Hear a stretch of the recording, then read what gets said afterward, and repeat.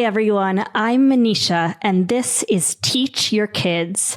Today, we're going to meet the new wave of teachers, artists, and techies who are reinventing education one kid at a time. For the last 20 years, I've taught over 2,000 children in 3 countries of all socioeconomic backgrounds. I've pioneered an English language program in an impoverished area in the Middle East. I've worked as a public school teacher at some of the highest and lowest performing public schools in all 5 boroughs of New York City.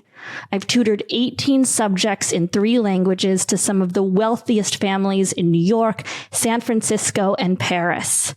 To make up for shortcomings they were seeing in private schools, they were paying up to $60,000 a year to attend. Since 2015, I've helped hundreds of parents start microschools, way before microschools were a household buzzword. In 2019, I founded a virtual learning program to help families through the pandemic, a free online math tutoring program, and a hotline that served over 100,000 families impacted by school closures. I've climbed trees with children in forest schools in San Francisco and tested new digital apps with kids in 7 different countries. I've also coached dozens of families at different stages in their homeschooling journey.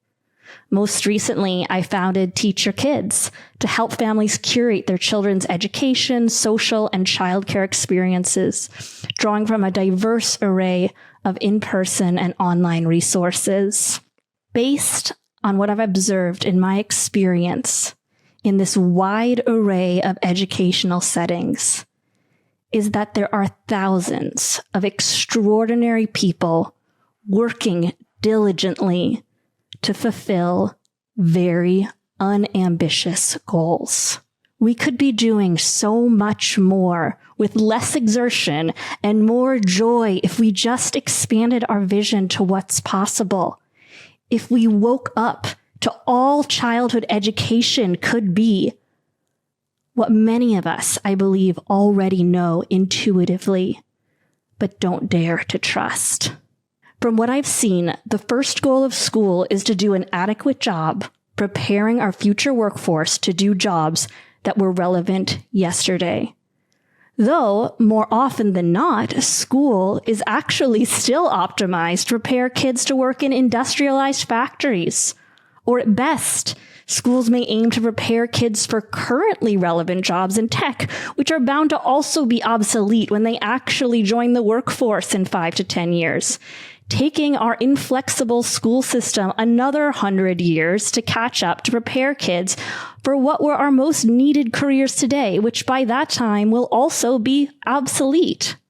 The second goal of education appears to be to do the bare minimum to help parents in the current workforce take care of education, childcare, and all their children's social needs all at once, in one place, in one institution, at one time, and miserably failing by trying to be all things to all people, serving active complainers at a bare minimum and leaving the less vocalized, marginalized communities way behind.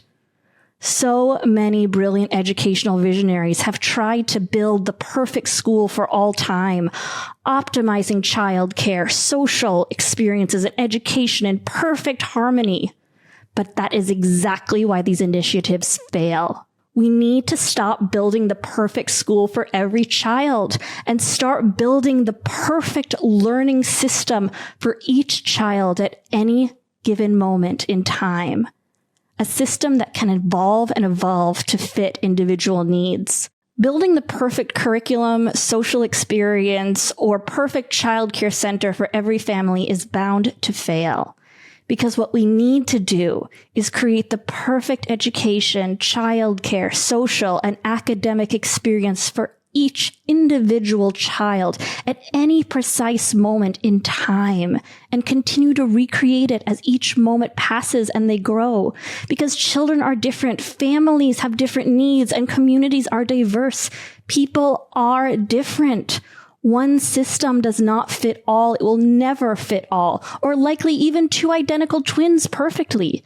And even if perfection for all people at this time was achieved, it would cease being perfect at the moment after it came into being, because we live in a world that is changing all the time. To live and learn is to adapt to a world that changes around us as we change. While it would be wonderful to hear a parent say that school provided fantastic childcare that allowed them to thrive at work, gave their children a vibrant, healthy, social, emotional life, or intellectually rigorous and engaging educational experience that made them love learning and prepared them to achieve any goal they set their minds to. These testimonials are few and far between, and we rarely see all three at the same time. What we see more often is parents who are scrambling to find after-school activities or babysitters to fill childcare gaps, seeking counselors to heal emotional wounds from bullying and racism at school, or hiring tutors to help kids catch up with classwork, or appeal to a learning style that deviates even a fraction of a degree from the norm. Over 20% of kids are diagnosed with a learning disability. And I have to ask, if it's 20%, is that a learning disability? Or parents choosing not to homeschool, even if it would provide better educational outcomes, because I'm worried about socialization. Almost all the decisions are based on lack, fear, and with the sense that something must be sacrificed to get it to just okay. Students may also benefit from free services at libraries or nonprofits, but these programs are also generally structured to help them catch up with classwork, sometimes and at best ensuring they perform well on standardized exams, graduate from high school and attend college, but not necessarily correlating with the cultivation of skills like autonomy and creativity. In our own free tutoring platform, masteryhour.org, we've been criticized for allowing children diagnosed as gifted to participate alongside children who are struggling, with the implication that they don't deserve to accelerate because they're not behind. Some parents reach a breaking point with school and decide to homeschool, rarely out of a desire to innovate, but out of sheer desperation or disgust with what's available. Unfortunately, parents who've reached their breaking point and opt out end up fearfully recreating the whole thing in their own home or learning pod, relying on standardized curriculum and a typical 9-to-3 schedule, assuming school must be doing something right, or at least have some correct underlying assumptions, all the while not quite able to pinpoint what that right thing is. Why do homeschoolers use curriculum aligned with state standards, designed to prepare them for tests developed by large corporations with private interests? Why do microschools meet from 9 to 3 p.m. when this is a far cry from the modern parent's childcare needs? After working at so many schools and with so many homeschoolers, time and time again, I encounter parents who have been disempowered and told they don't know what's best for their kids, that the school does, the teacher does, the test does. They assume that schools just must know something they don't know, but they don't know what that thing is. That kind of conditioning is hard to break, but it's essential we break it if we want our kids to have the education they so deeply deserve. A quote from the Deschooling Society: "The current search for new educational funnels must be reversed into the search for their institutional inverse, educational webs which heighten the opportunity for each one to transform each moment of his living into one of learning, sharing, and caring." That's Ivan Illich. In 1971, philosopher Ivan Illich advocated for a new education system. His argument was that education should be a fluid arrangement that took place through what he referred to as webs of learning, and he put out a call for advanced technology to facilitate these webs. This new system was to facilitate greater equity in education, promote lifelong learning, and connections between those who wish to learn and those who had knowledge and resources to share. Here are the 4 main webs he described. 1. Resources: a directory of curriculum and tools for learning. 2. Skills exchange: mentors and experts willing to share knowledge. 3. Peer matching: facilitating friendships and collaboration on learning projects.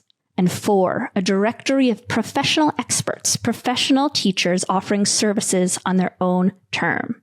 Flash forward to 2023, and a new movement has begun to emerge. Parents and educational innovators have started to build exactly the webs Illich described, and this through years of experimentation and iteration with the highly motivating, driving goal of providing the best educational and social-emotional experience for their unique child and best child care situation for their unique family. Many chose this route because they looked at what was out there, and this simple, bold thought occurred to them. I can do this better myself. The thought grew and grew and grew until they decided to take the leap. They set their own goals for education, socialization, and childcare, optimizing for each one.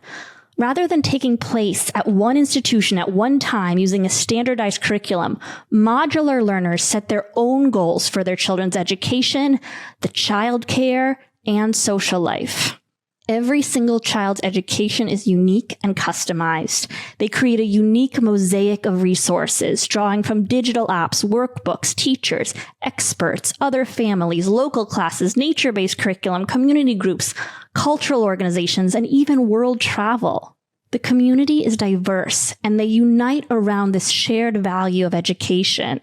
It's a community of teachers, artists, makers, investors, healthcare workers, techies, community activists. The community influences each other. They share resources, they share skills, they share knowledge, and they evolve together. So education evolves fluidly, not periodically. Nothing is stagnant. Their children's education is constantly evolving as they experiment with innovative education technologies as they emerge, pioneering the future of education, starting with their own kids. It's not school, because most of the education happens outside the classroom. And it's not homeschooling, because much of the education happens outside the home. And some of the children even have school as part of this mosaic. It's also not remote school, because education is often a mix of in-person and virtual experiences. Rather than isolate themselves, these families band together to share ideas, resources, skills, and childcare too. They form robust, inclusive, diverse, and exciting communities where new ideas are circulating all the time.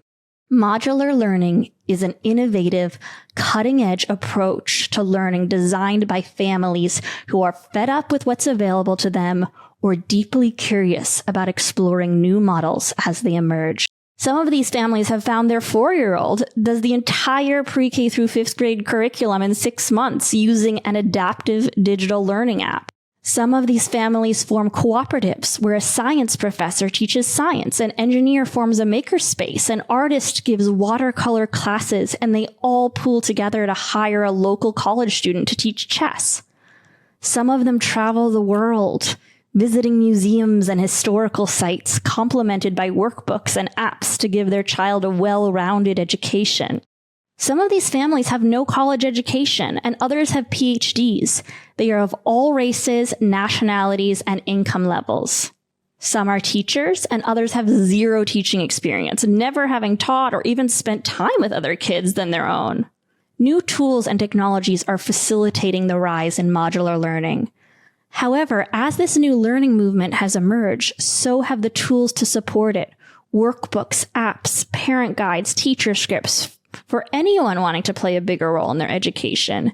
Many people were afraid to teach their child, but quickly found that they understood their child's learning approach, and with the right tools were better able to support them than anybody else in the entire world. Furthermore, they found support from those with more teaching experience in their community. Some parents hire tutors, but they don't have to. And they find there are so many experts and mentors in their community who are happy to step in and teach their child. What all of these families share in common is that their children learn quickly at their own pace, grow their innate passion for learning, make friends with children of all different ages and adults of all different ages, feel accepted and loved for who they are, and build incredible projects like writing their own book, making a film, or building a boat. And parents make lasting friendships too, based around a mutual excitement around education and genuine care and interest in each other's children.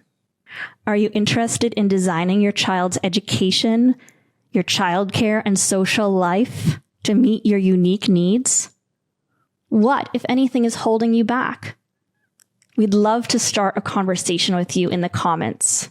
At Teach Your Kids, we're building a movement around modular learning and the technology to facilitate the connections Illich described in the Deschooling Society, where families, teachers, and local experts can share knowledge, resources, and community. We want to make a new, evolving educational system for every individual child and family, not a one-size-fits-all system for all children. We're just getting started, and we're curious to learn how we can help to empower families and teachers to create new and innovative forms of education for their kids. Please reach out to help, to collaborate on building the platform, or to join the community. Are you not sure where to begin? I have a step-by-step guide for getting started with modular learning. Or you can even see examples of what life looks like for a family doing modular learning in my blog, What's a Typical Day Look Like? Feel free to reach out anytime for resources or support. I am always happy to chat. And that, my friends, is modular learning, the future of education.